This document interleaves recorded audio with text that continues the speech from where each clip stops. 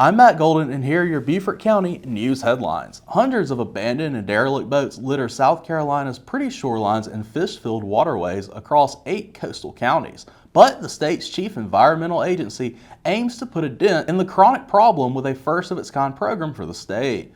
Through the Vessel Turn-In program unveiled earlier this month, residents and businesses in Beaufort, Berkeley, Charleston, Goldin, Dorchester, Georgetown, Horry, and Jasper counties can simply apply to the State Department of Health and Environmental Control to have unwanted, at-risk, or end-of-life vessels disposed of before they become abandoned. This is a first-of-its-kind program in South Carolina, said Liz Hartjay, a project manager in DHEC's Ocean and Coastal Resource Management.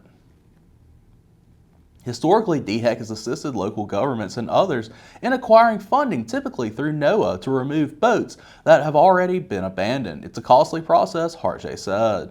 Beaufort County is calling upon civic-minded individuals to become poll workers for the 2024 election, with voting precincts increased from 95 to 126 and new polling locations added in 2024. There's a high demand for responsible citizens to help run our elections smoothly. Election integrity relies on our poll workers, said Aline Mitchell, chairwoman of the Beaufort County Board of Voter Registration and Elections. Their commitment to fair elections is essential, especially during this historic year. Beaufort County anticipates record-breaking voter turnout in the June 11th statewide primary election and the November 5th general election. To meet the demand, the county seeks approximately 400 new poll workers. U.S. Route 278 is the main road on and through Hilton Head Island, but before it was made, the island was home to the Gullah Geechee population of native islanders. It's well documented over the last few decades the Gullah people have been fighting to keep the land of their ancestors, and now as the plan to revamp 278 is discussed by town leaders, some of the Gullah see it as an attack on what land they have left. The Gullah community, the black community, this historic community is being destroyed.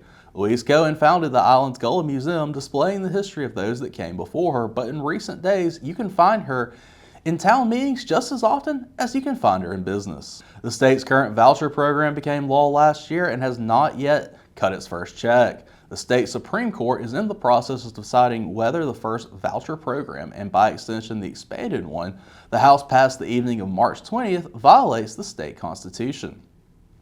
Republican advocates of the bill argue it's the next step in expanding school choice in South Carolina and will foster innovation and education. House Education Committee Chairwoman Shannon Erickson, a Republican from Beaufort, said in a speech on the House floor, "We can walk and chew gum at the same time. We can support our public schools and our public school teachers, and we can support the needs of children and families, and we can do it all well." Whether you die prematurely or live a long time in South Carolina depends on where you reside, a new report found.